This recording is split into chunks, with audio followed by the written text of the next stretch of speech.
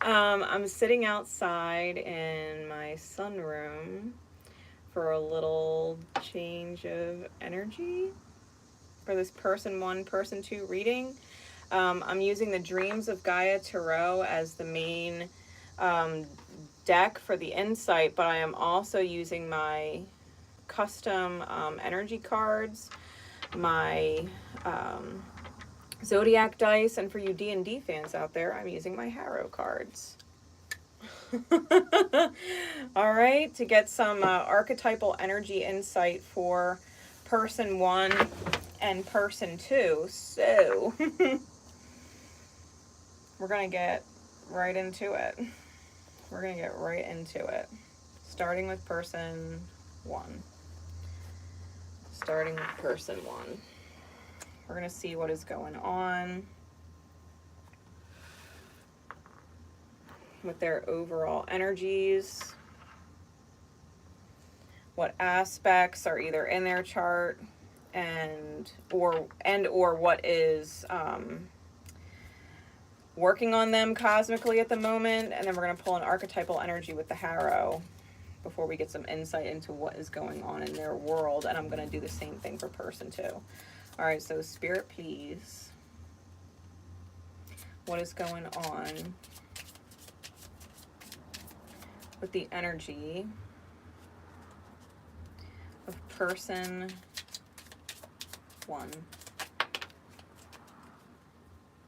What is going on in the energy of person one?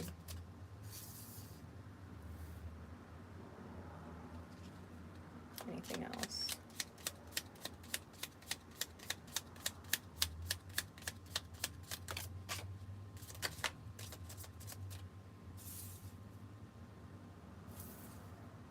Okay.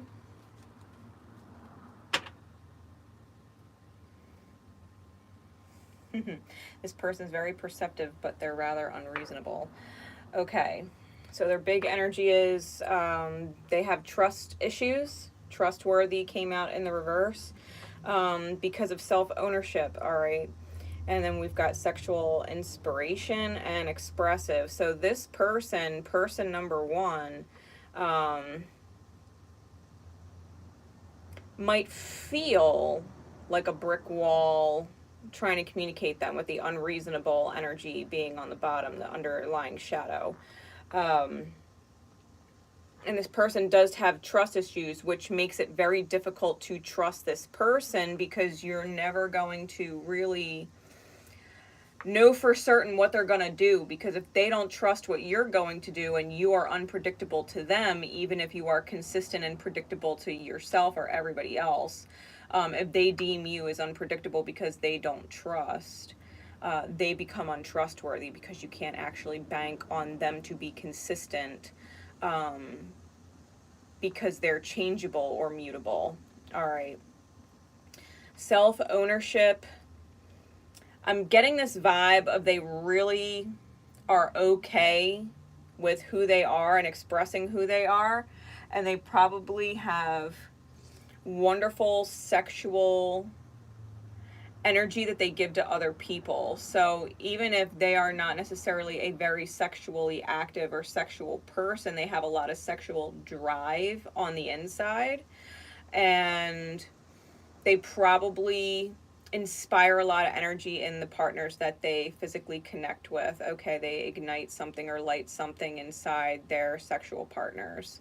So it wouldn't just be you. You know what I mean? Like if they were to have intimacy with anybody else, physical intimacy with anybody else, they tend to have this almost like I guess you could say like a magic touch, right? People that come into physical intimacy with them get creatively inspired. They want to shift life directions and things like that. Okay. We're on person number one. The dice, we've got Sagittarius, Mars, and the 11th house. So they might have very significant Sagittarian energy. 11th house is probably at play, and Mars energy. So it could be their natal Mars or the current Mars, and obviously their 11th house, Aquarian ruled house, Uranian ruled house. and Sag. So whatever their Sag energy is dominating what is going on, particularly with them right now, because there's nothing actually in Sagittarius, cosmologically speaking, as of this moment. So their own Saturn energy is playing a huge role, and whatever Mars energy is aspecting, okay, and they're probably either getting blessings to their 11th house, which is hopes, dreams, and goals, or they're feeling extremely challenged in it. I know that Mars can bring up a lot of passion and inspiration, but it could also feel like a war within the self. It could be war with your social circle or the people in your outer experience, or they may be having a very difficult time trying to ground their dream into the reality, manifesting it into the reality. Mars is a very masculine energy, and they may be struggling seeing the vision of their long-term dream. All right, struggling with the steps to achieving their long-term dream. They might be having a bit of a war within the self. They may have difficulty communicating, because Mars and Sag would be complete opposition to the Mars and Gemini right now. So energetically speaking, this person may have a very difficult time taking steps towards achieving long-term goals or long-term dreams. They may have a very difficult time seeing that with the current reality and what they're facing or up against in the current reality. All right, the actual reality of things may not make their long-term vision believable. All right. From the Harrow, what is the archetypal energy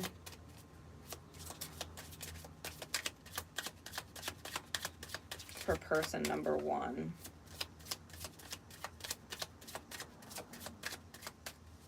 What is the archetypal energy for person number 1? I said this person has probably a hard time communicating. We've got the mute hag and the Rakshasa. The mute hag and the Rakshasa.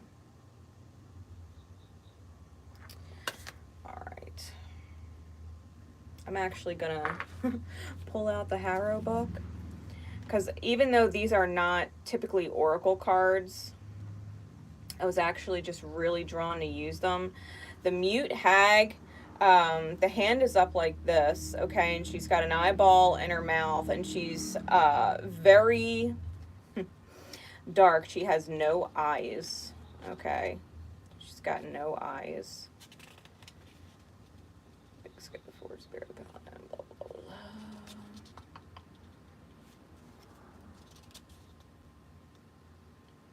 This book is, these cards are so interesting.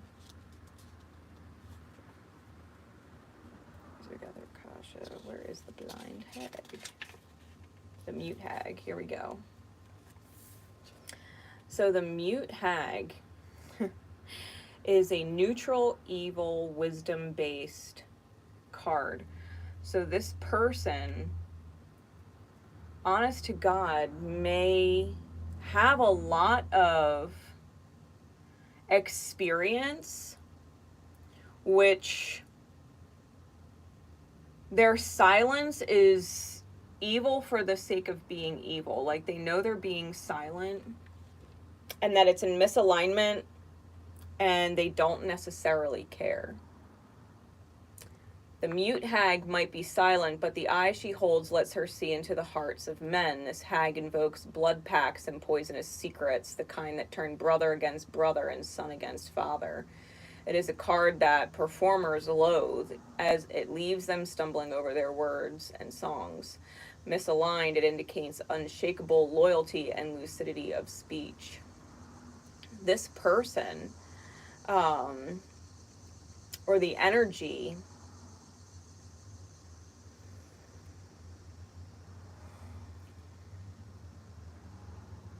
she's not saying anything. Okay, this could be a very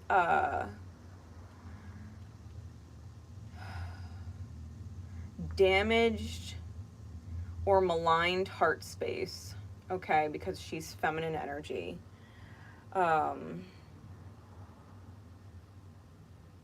Someone who pits family or masculine energy against each other. it's an energy within the self, right? It's an energy within the self that goes to war with the masculine energy between other people. It creates discord. Whether they realize it or not, they may not realize that they hold this energy. Okay. Um,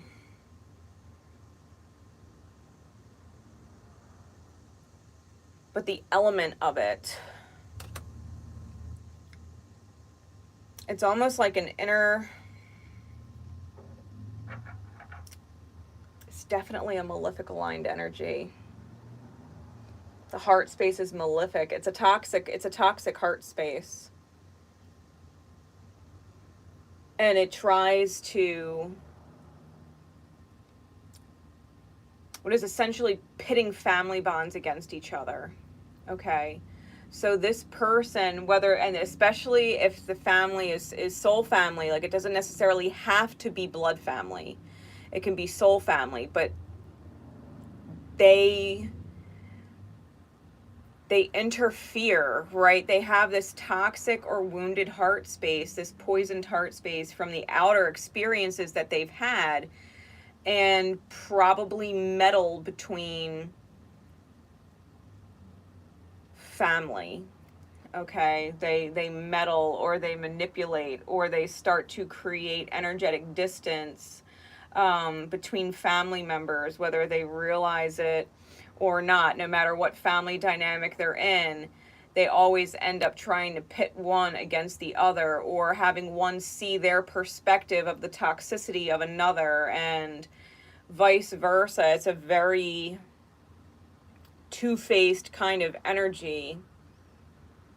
And it's something, it's a poison or a damage wound within them that doesn't realize it's evil for the sake of being evil, kind of thing. It's a shadow that exists that they have no interest in resolving, and that's either because they don't realize that it needs resolving, or they actually take pleasure out of seeing the discord occur. It's almost like someone who thrives within creating chaos in the outer experience. Like, they themselves are a neutral evil energy, right? The mute hag in D&D is neutral evil. It's NE. But that energy in and of itself creates chaos in the outer experience between people. It creates wounds. It rips open wounds. It causes turbulence between the relationships of other people. It's a very two-faced energy. That's how I'm reading that. It's a very two-faced energy. They don't actually see what they're doing to people on a long-term soul level.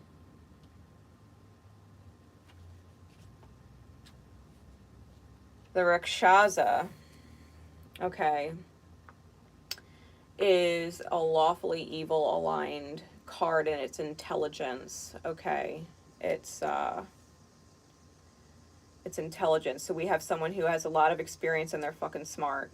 All right, this person is fucking smart.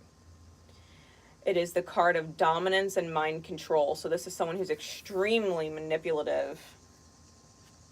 The creature sitting serenely upon the back of the slave indicates an exterior force imposing itself upon another being's mind, and on occasion the slavery is literal, but more often it is mental enslavement to a force or idea. Misaligned, that enslavement can be cast off in the face of new information. So this person,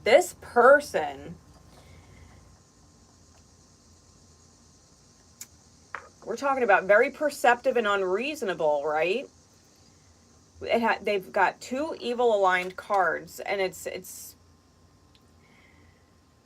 this person has a lot of wounding. Okay, I don't believe that anyone is naturally evil. I think experience turns them to not actually giving a fuck how they hurt people. And so much so that they feel like the pain is healing, right? The painful experience is healing, but they're not under. It's like, yeah, the darkness serves the light, but it's fucking brutal, and that's not the only way to learn, and it's not the only way to teach. But this person has taken on so much wounding, maybe so much betrayal, maybe so much neglect, maybe so much inconsiderateness, maybe so many lies that they've been fed over the course of their lifetime, that it's become natural for them to manipulate to survive, right? To psychically survive, to literally, physically, real world survive. This person's a crocodile. And they really do love mind control. They love the fact that they could have a conversation with someone and convince them to take certain actions that they wouldn't have otherwise taken, right? Actions out of character. This is probably a very convincing individual who portrays very well, right? Who projects a very wonderful exterior in the outer, but on the inside is riddled with wounds and toxicity. This person has lost what is essentially faith in the long-term vision. They have lost faith in goals. They have lost faith in dreams. They have lost faith in connection, to where they are literally like a wedge wherever they go. They become a wedge, okay? This is what they energetically attempt to do, consciously or unconsciously, right? Or subconsciously. A part of them, because they're separate within the self, they're misaligned within the self, they bring out and up the misalignment of other people to the surface, and people of weak mind or wounded hearts already would very much fall victim or prey to this person and be easily manipulated or controlled by this person. It would take a really strong mind, really strong heart, like soul that knows thyself kind of energy to not be fuckwithable when it comes to this energy. This energy is convincing and charming.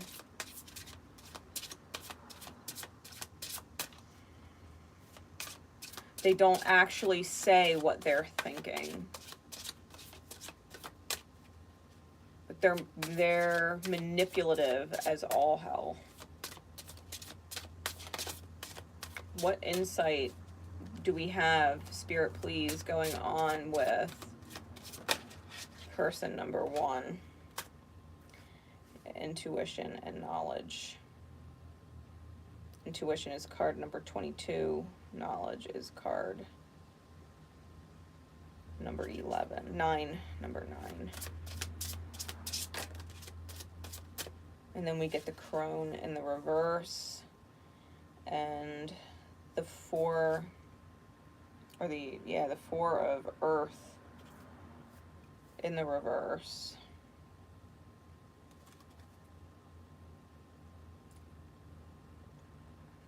Card number 14, self, on the bottom. It's temperance energy. And the 5 of earth on the bottom. This person, the 5 of earth, the consciousness that they're in, right? Top of the deck is the consciousness.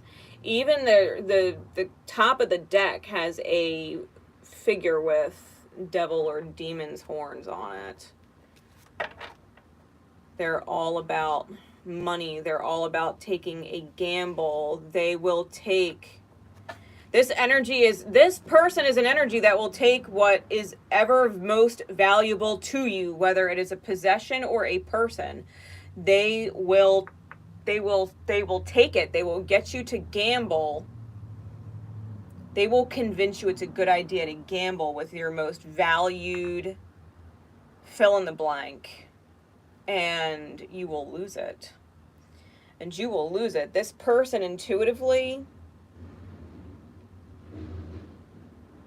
they have a strong intuition. Like, they might have a very dominating or pertinent Piscean placement.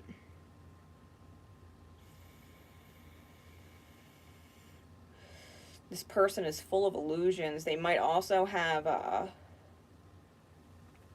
Cancerian wounding or some other scorpionic, potentially shadow scorpionic energy, or erratic, chaotic scorpionic energy.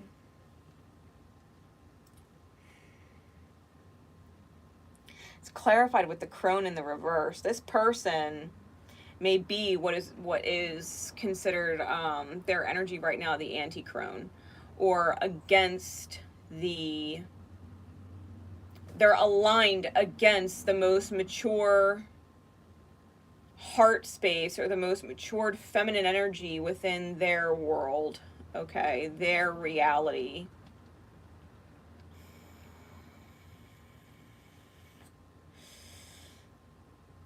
This person might also devil and dark spell work, right? Dark words or spell work. This person, when we talk about spelling, right, words are spells. So this is someone who speaks in such a way that they're casting negative energy with the intention of their words. Their intention is actually misaligned.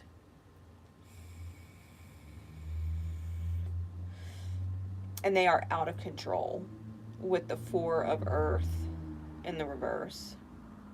They're on a mission to find themselves, okay, to find wisdom, all right, and wisdom in regards to understanding their own heartbreaking energy, okay, what has broken their heart. They have to understand, they have to go on a journey to understand their emotions and why they align like this. They're going to go through a major death/rebirth cycle and hopefully come out the King of Fire. But right now, as of right now, this person is seriously misaligned. They know what they're doing and they know they are out of line. Person number one, whatever is going on in their reality, they're blocking out or resisting what is essentially the higher light or higher perspective and are in full blown, this is like full blown shadow mode. They are out of control. Four of Earth in the reverse, they are out of control. They have all of this knowledge and they're using it to manipulate the experience. They don't realize the damage that they're causing and they're hurting who is essentially the crone. And they know it. See, and that's the fucked up part. They know it. They know they're hurting whoever the crone is in their reality. The wise woman, right? Or the wise heart space, the wise feminine energy.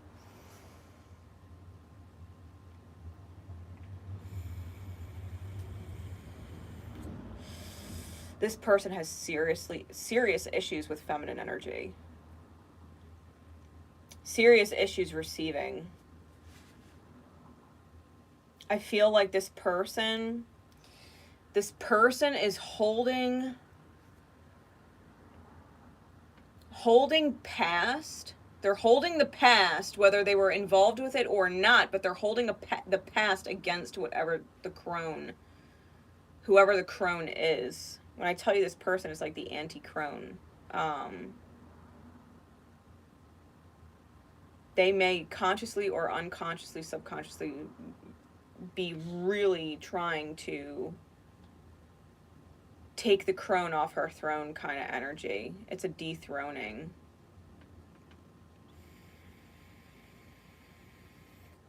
Trying to make the crone... There we are. We're back. Okay. The crone is essentially the most powerful energy in the deck. Okay. They're trying to take the crone out of the game because the crone would very much be onto this person. Okay, the crone would know what this person's doing. The crone is intuitive. The crone is intuitive. And I feel like whoever the crone is, they're onto this person and are probably not liking the fact that this person is in their reality or meddling in their family affairs. All right, because this is a very meddlesome, evil, shadow aligned energy within this person that really does need to be purged out. This person needs to go through a serious self reflection. Person number one. Person number one. It's almost like if they can't have their dream, if they can't have their goals, if they feel like their ultimate vision is unattainable, then they don't even realize that they're interfering with the dream or goal of other people. They're destroying the vision or the long term of other people because they can't have what they want. They're ruining the creation of what other people want. They're divisive. Okay, this person is manipulative and divisive, and they're definitely interfering. They're definitely interfering. This person feels shackled with burdens and crosses that they're bearing. This is not a healed person. They have the key and they have the lock, and they're not doing anything with it. They have the key and they have the lock, and they're shackled to their crosses. They're shackled to their burdens. They're tied. And they can unlock it. Like, they are the key, but they're focusing on the outer experience, and their shadows are kind of running amok right now. Their shadows are in complete control. This person, put out a prayer for this person, because this person, being in that energy, they don't even fucking know what the hell they're manifesting. What you put out comes back to you. You know what I mean? And if they're putting out all of this misaligned shadow energy, they're going to have a rude awakening at some point when they get pushed out. Because they're going to get pushed out. Evil eventually gets recognized for what it is. At some point, like, the crone is the most powerful player in the deck. This person is trying to seize power from whoever the crone is in their reality. They cannot seize power from the crone. At some point, the crone is going to win out. At some point, the crone is going to win out. That's why they are the crone. That's why they are the crone.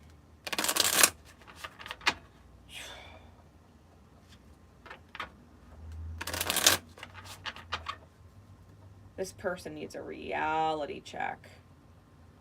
Like, to their own energy, reality check in what they're doing. Because I feel like a lot of this, like, they're subconsciously aware of what they're doing, and yet they can't control themselves. It's like they can't help it.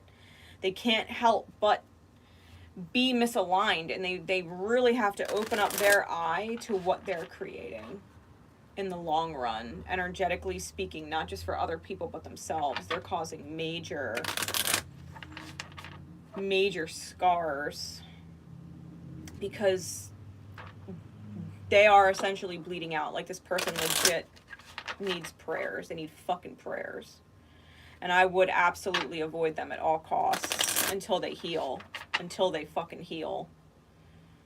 If they even heal this lifetime. Because that's, I mean, anything can heal. Everything and anything can heal.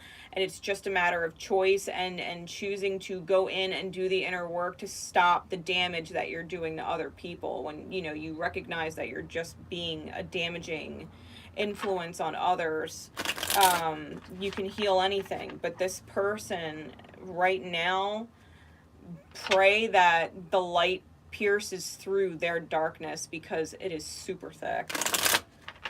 It is super thick. Their shadow, my God, completely malaligned. Completely malaligned. Jesus, what is going on with person number 2 then?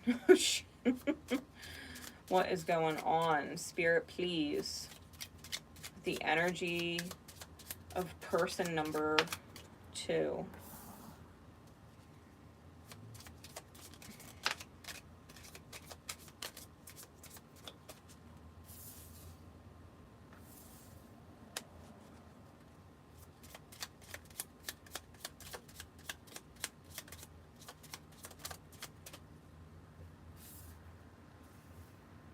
Okay. This person is self-forgiving. And they lie, skew, or omit facts. Which does make them unreliable.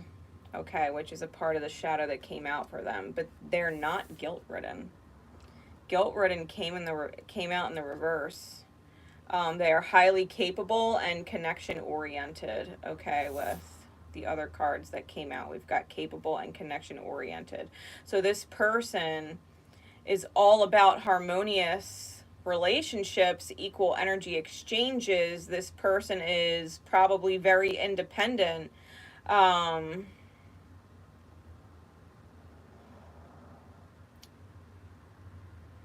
But person number one probably views them as unreliable. Okay, person number one probably views them as unreliable, and this person is without guilt. I feel like person number two, being self-forgiving, right, on top of the deck, understands that maybe they made a poor investment in person number one and is no longer chasing reciprocity from person number one. So if person number two was very giving and connection oriented and very capable, they were probably deemed unreliable with or by person number one, and they don't feel any guilt. They don't feel any guilt for that energy. Okay, they're joy oriented, which is the other side of the card, the light of the card. If they are not guilt ridden, then they are joy oriented. But this person does not feel guilty for separating themselves from person number one. I think person number two understands this. Yeah, we have Cancerian energy, South Node, and fourth house. So Cancer does rule the fourth house. South Node is an instant slap on the wrist for misalignments. Fourth house is the house of home and is the natural home in which Cancer rules. So person number two may be either have strong Cancerian energy, they have significant fourth house placements or the ruler of their fourth house, and may be challenged by the current South Node, or their South Node is being affected by the current South Node. They're learning South Node lessons, all right, in regards to their fourth house and what is essentially self-nurturance and the nurturance of other people, okay, with Cancerian energy present. This person is probably very nurturing. They are probably very home and family focused. They're probably very maternal, and they know better than to go against their maternal instincts because it would be instant karma, right? Something they would instantly pay for. They are aware of this. South Node currently is in Scorpio. So they may have significant scorpionic placements. And Cancer is holding on to Hades and Kronos. Okay, Hades and Kronos are going on in Cancer. So this person is definitely focused on self-love, self-nurturance at all costs. They are transforming the way they love and nurture other people because they're including themselves, and they're probably very focused on their home and family. All right, person number two. Spirit, please give me an archetypal energy via the Harrow for person number two.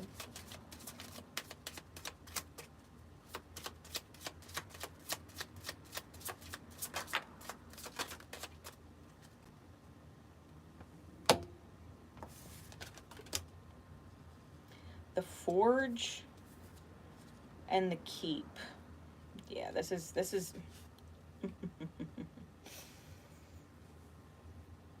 Forge and the Keep. This person is double strength. So person number one was wisdom and intelligence. This person is double strength. Okay.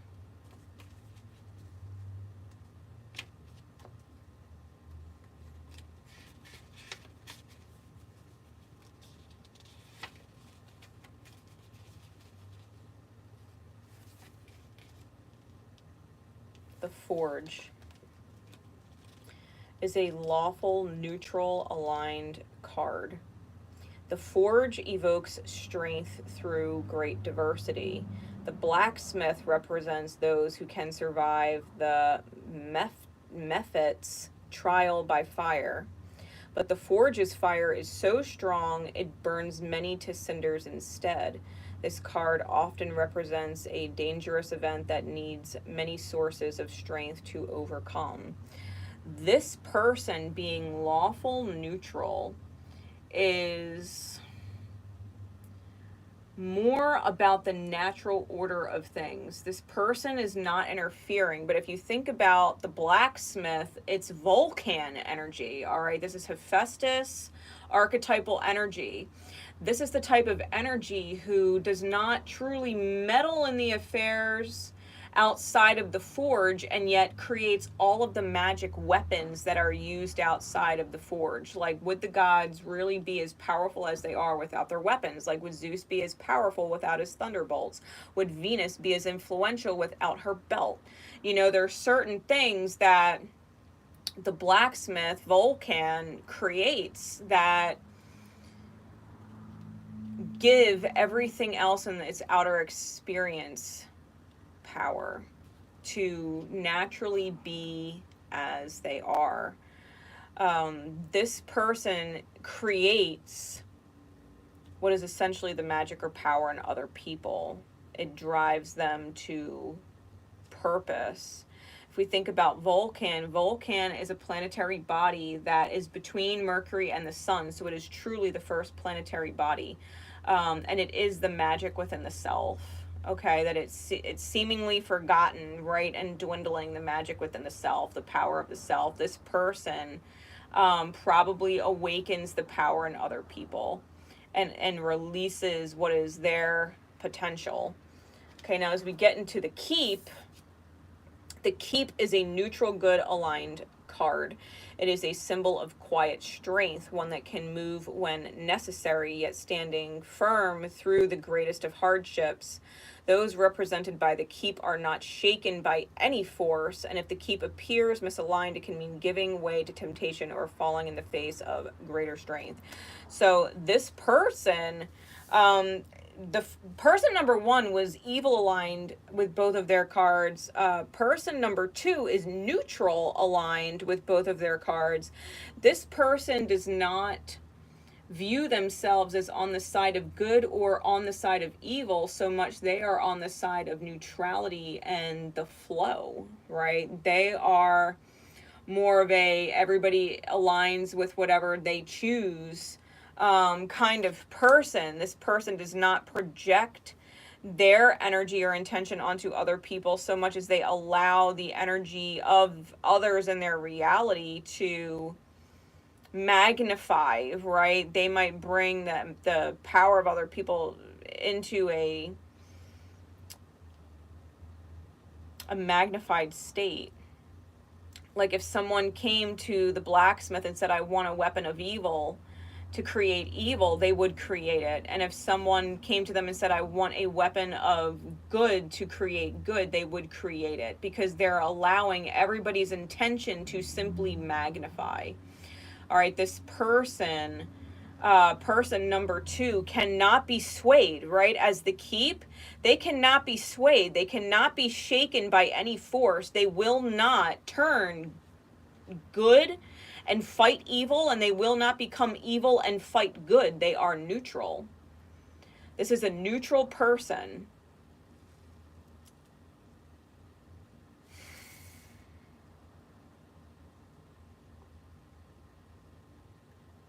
Not only do they create magic, but the magic they create works for them.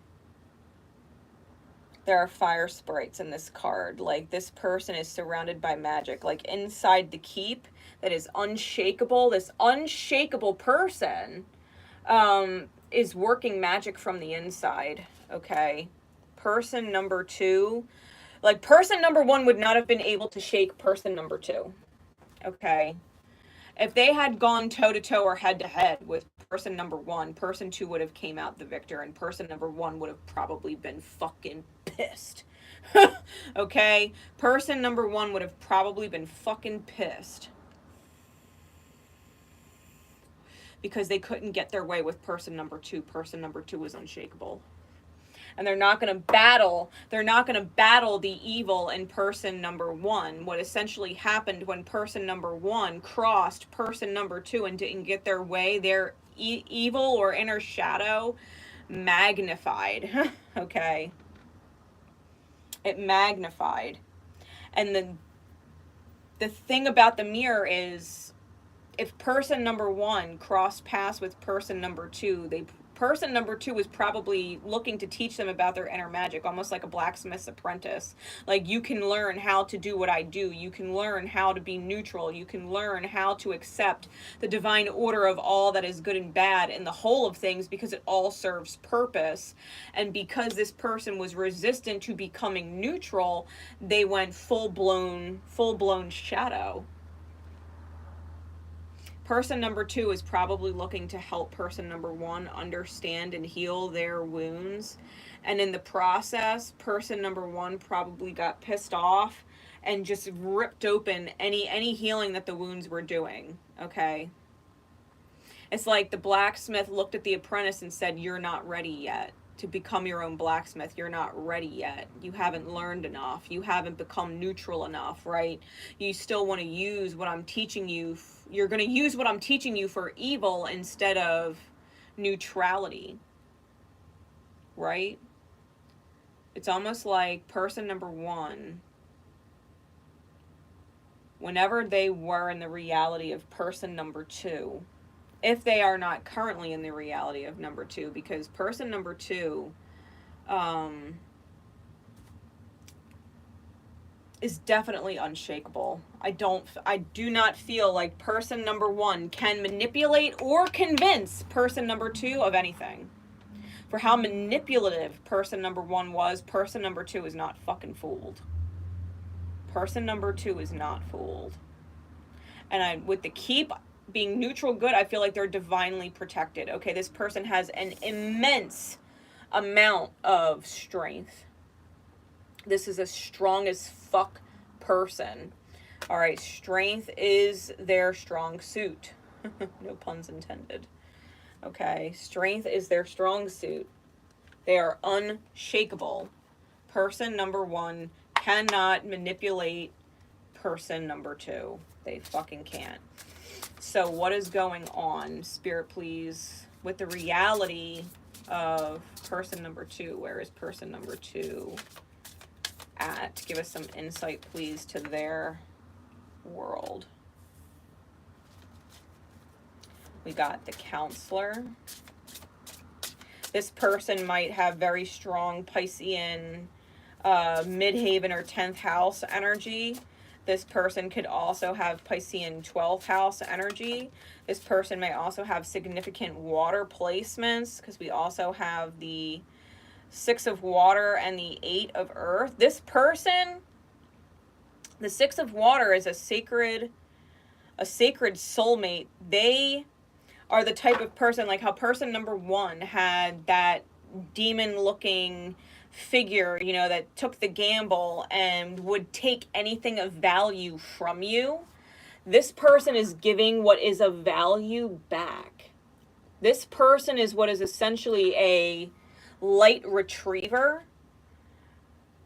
They are a light retriever. All figures on these cards have a lit third eye or an opened third eye. This one has a heart with an open eye in the third eye. This one has a light shining in the third eye. And this one has a headdress who has a third eye open on it. This person goes through a great deal of effort, and they're very dedicated in their work. They're very dedicated in what they do as a soul here. In their neutrality, right? In their neutrality. They are sworn to the natural order and probably speed it with the magic that they create. And they are divinely protected. Without a doubt, they're divinely protected.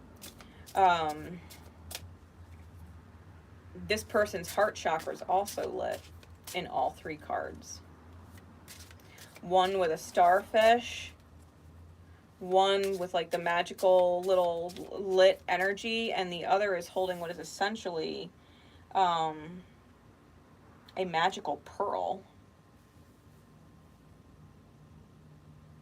This person, see, person number one and person number two probably have quite some things in common. They've probably both had rough backgrounds. But person number one went dark, and person number two went neutral slash,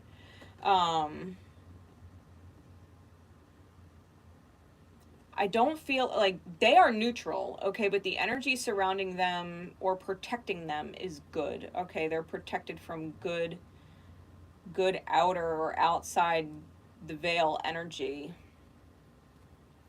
Very feminine energy, okay? Give me clarities, please, Spirit.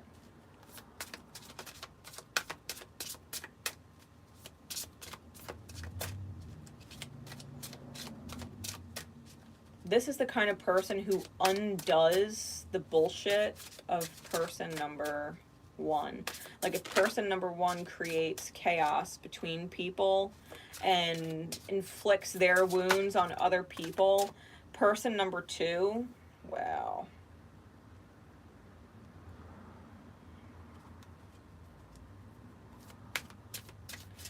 The Seneschal, again, intuition. This person's also highly intuitive, really strong water energy. What the fuck? The 8 of air in the reverse, the 4 of fire, and the 11 of earth, which is heaven and earth. This person is not mentally trapped with the 8 of swords in the reverse. They will not cut themselves for other people. They are divinely aligned with the four of I said 4 of fire. We're doing 4 of air. Oh, so anyway, person of earth comes out of air in reverse, the 4 of air and the 11 heaven on earth. Okay, card, the 9 of earth. I gotta get my Roman numerals straight. It's 11 or 9. Either way, this is the heaven and earth card. Okay. Heaven and earth. This person understands in their neutrality that time has a way of returning everybody's energy to themselves, which is why they typically stay neutral. They understand that anybody that would put evil or malaligned energy out there is only going to manifest evil or malaligned experience to themselves, okay? And the same goes for good, okay? The same goes for good. They know if a person is putting good energy out there that time will reward them with that good energy in return, okay? This person makes an effort towards being in a state of mental peace or rest and focuses on understanding the workings of the puzzles, right? The puzzles of life or the mysteries of life. This person is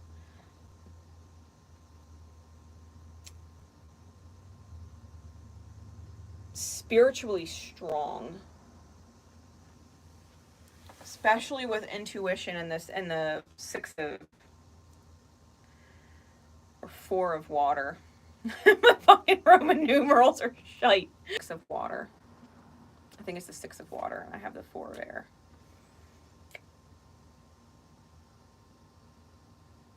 And the 9 of earth. This person's independent. If this is the 9 of earth, heaven on earth, this person is independent. They very much may be like an earth angel. Okay. And one that will not, they are not willing to help you if you are not willing to help yourself. So like this person dealing with person number one, this person was probably sent to cross person number one's path, and person number one had a choice, right? Do I want to help myself or not? Do I want to heal or not? What do I choose? Do I choose evil? Do I choose good? Do I choose neutrality? And they chose evil, right? They chose their shadow. And person number two said, okay, so be it. But you and I are not aligned. We are not the same alignment, right? We do not have the same goals. One wants to stay in their wounding, and one wants to allow the flow of things. And right now, person number two is working on their own self-nurturance and their own capabilities. This person with all of this earth and water is probably very tuned in and very earth or mundane focused right now. This person creates and seizes opportunities. They wear multiple keys on earrings with acorns, which are the seeds, right? The seeds of what is potentially strong and solid.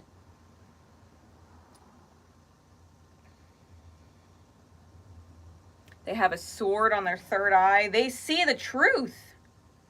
They see the truth. This person has a dog on their chest and ants. Okay, dog and ant symbolism. This person is extremely loyal and able to carry 50 times their energetic weight. Okay, this person can handle a lot of energy.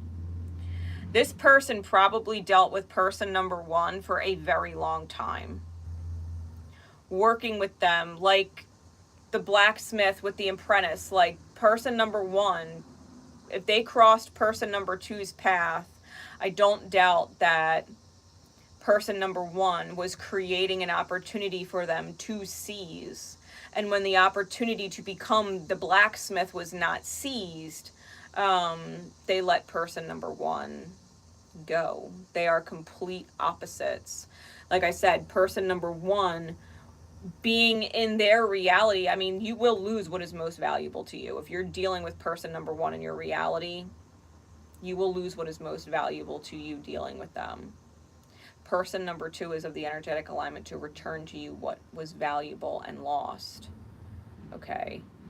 One takes and one returns. These are polar opposite people. Polar opposite people. This person probably deals instant karma to people who don't love themselves either, right? If you are not willing to help yourself, if you are not willing to invest in yourself, if you are not willing to learn, if you are not willing to take the apprenticeship seriously and follow in the footsteps of the blacksmith, this energy will not continue to work with you. They will not continue to help you if you are unwilling to help yourself. The counselor energy, this is probably someone that a lot of people go to for advice. This is probably someone who gives great advice. They see into the soul, right? That third eye lit on all of the cards, they see into the soul. They see the truth.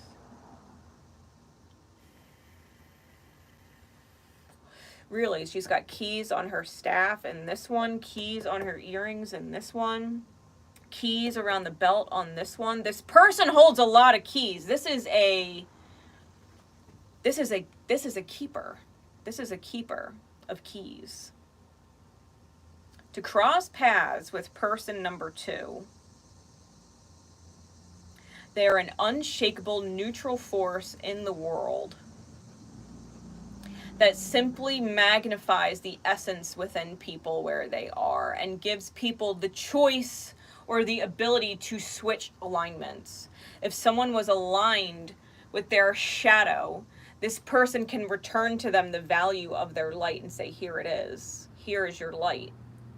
But in order to keep it, you know, the key is this. You must be willing to take the key first and open the door. Step by step. I'm not just going to give you, you know, a blacksmith title. You have to pass your apprenticeship. There are steps. There's steps. There's things you need to do, and you can't get over on person number 2.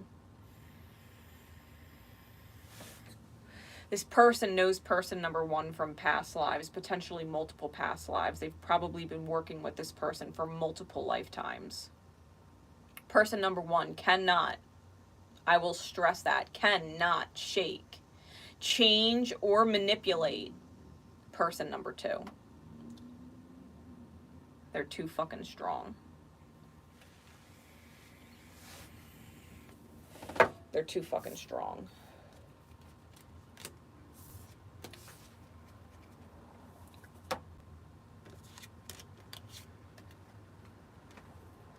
Person number 1, I feel, is very unconscious, very unaware of the amount of damage that their wounds do.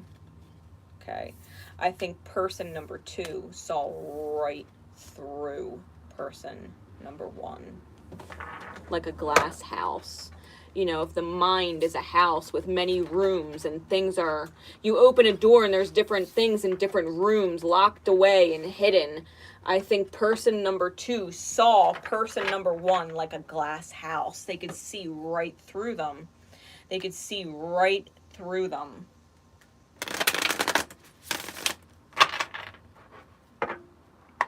What is the overall outcome between these two people?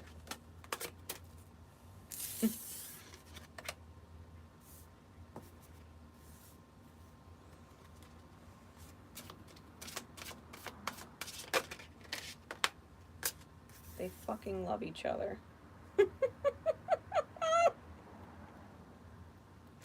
Love was the first card out. We've got the Emperor here and the Self here. So strong Aryan energies, strong Sagittarian energies, both feminine and masculine on the board. Give me some clarities. These two are contracted in love. The Three of Earth just clarified the love card.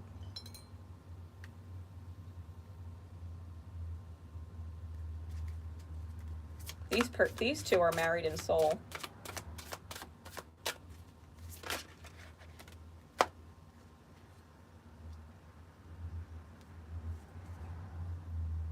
Yeah, the Ten of Water, the Two of Water, abundance.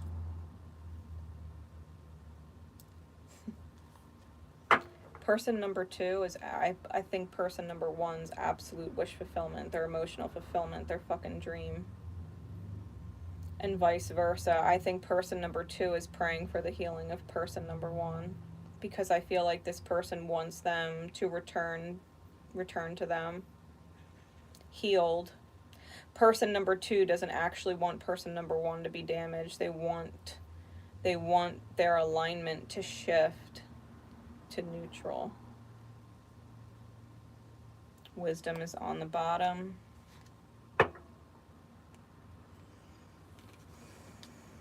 And the Six of Air is on top. They're duality. They are duality. We might be talking serious divine counterparts here.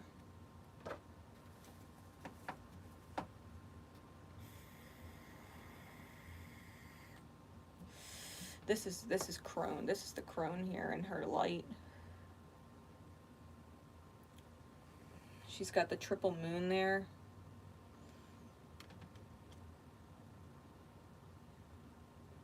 There's magic in the depths between these two. I think person number 2 knows what person number 1 is manifesting and hopes that person number 1, after dealing with the return of whatever energy they're putting out, the falling apart of whatever it is, like the love, there were seeds planted, that acorn symbolism here.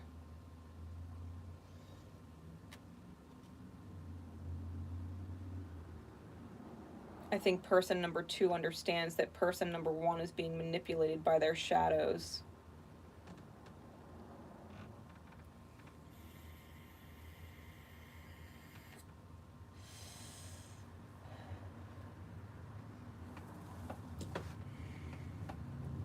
These two people are in love with each other. I don't think person number 2 could tolerate the misalignment of person number 1. So much so that if they had to leave the reality of person number 1, then they did, because person number 1 had to go on the journey of healing, to find this queen of water, to find faith. To find faith in love and happily ever afters.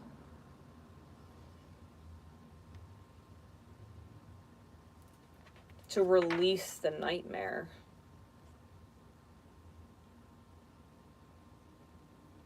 Person number 2 had to let person number 1 go because they understand that person number 1 is going to heal in their own time, and there's nothing they could do to speed the process. They understand that time takes its course and that they can't speed up time. They can only magnify the energy.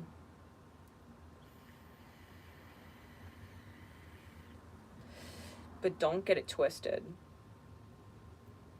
Person number 1 fucking loves person number 2. And person number 2 fucking loves person number 1.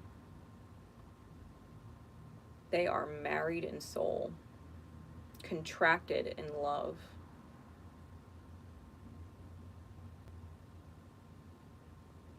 I think that person number 2 and person number 1 can't actually wait to be back in this energy. That energy that feels like home when you're in each other's arms. That energy that feels like home when you're just, romantically speaking, lying naked in bed, vulnerable with your partner, curled up in your partner, entwined bodies. And it feels good, and it feels like home, and it feels safe. I don't think person number 2 could feel safe with the wounds of person number 1 still bleeding out. And person number 2 can't heal person number 1. Person number 2 would know that. Person number 1 has to choose it on their own, and person number 2 is aware. I feel like person number 2 is being patient. Being patient. While person number 1 goes through the process. On a real note, person number 2, they're waiting for person number 1 to come back ready. Ready to actually learn, ready for the knowledge that they have, right? This blacksmith keep energy. Like, person number 2 is the keeper of pathways, the keeper of truth, the seer of truth. Person number 2 has an uncanny ability to see right through person number 1, and it might make person number 1 extremely uncomfortable because they don't even want to face what is inside their walls, what is beyond their walls. They've walled it up and made those really high, thick walls for a reason, and they don't like that person number 2 sees right through them. I think they're in serious denial. Self-denial. Denying that those things, those monsters, those demons and those shadows, the ghosts of past are still hiding in the walls, and they need to clean house. Person number 1 needs to clean their metaphorical house, their self.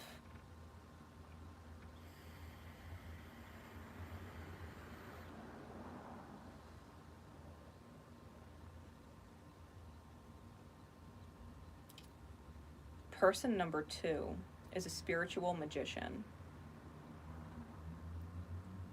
Person number 2 is like a spiritual magician.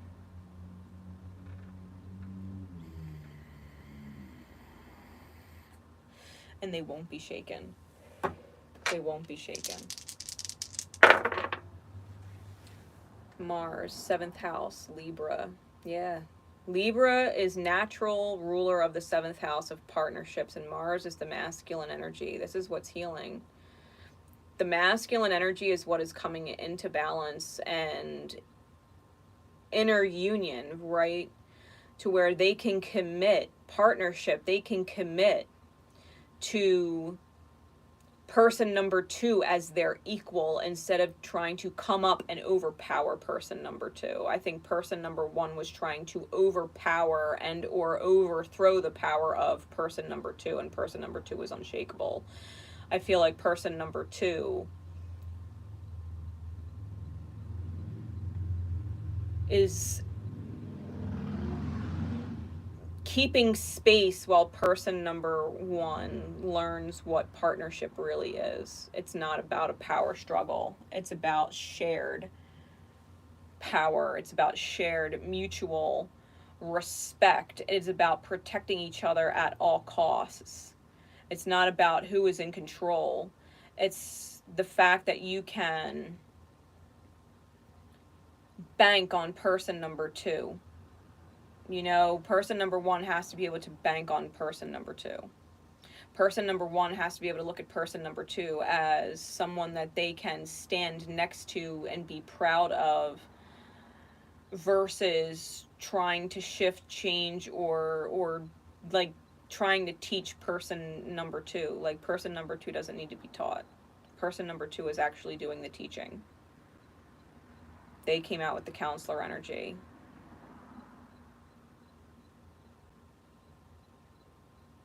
I think person number 2 understands the depth and the damage of person number 1 and is doing everything in their power to remain neutral, while person number 1's lessons play out in time. It's a matter of divine timing. I think these two love each other, and they are husband and wife in soul, masculine and feminine partners in soul. They're divine counterparts. They came into this life specifically for the healing of each other. Their purpose is to be here for each other, person number 1 and person number 2. So, I guess time will tell. Because the alignment, the love, it's there. It's there.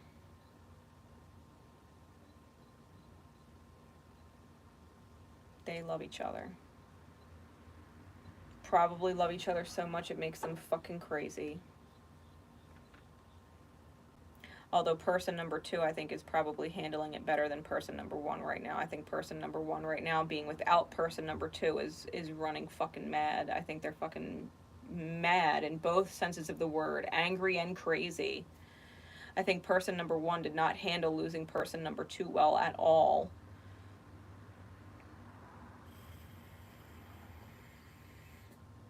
But person number 2 was not phased.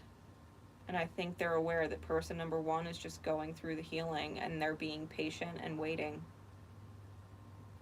Still doing, carrying on their work, you know what I mean? As the counselor, as the blacksmith, right? They're divinely protected. They're doing what they are meant to be doing in alignment with neutrality right now. In the meantime, just doing the higher work. But don't get it twisted, person number 2 is saving themselves for their soul spouse, whoever person number 1 is. They aren't with anybody else. So if person number 1 has some crazy idea that person number 2 moved on, is seeing someone else, they've got to be seeing someone else, they would be mistaken. Person number 1 had the 9 of Earth, and they are very independent and single. They'd rather be with person number 1 healed. They would rather be with person number 1 healed. They don't actually want anybody else. They want their soul spouse. They want their soul spouse. But they want their soul spouse healed and whole. They want their soul spouse neutral. They want them in alignment. Lawful, neutral, and neutral good. Committed to the order of things, to seeing that perspective of order, and to know that divine protection is a real thing, and that person number one is not barred from it. They just simply have to choose the alignment. They have to find their strength. Invest in their strength.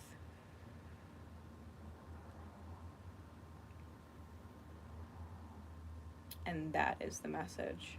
So,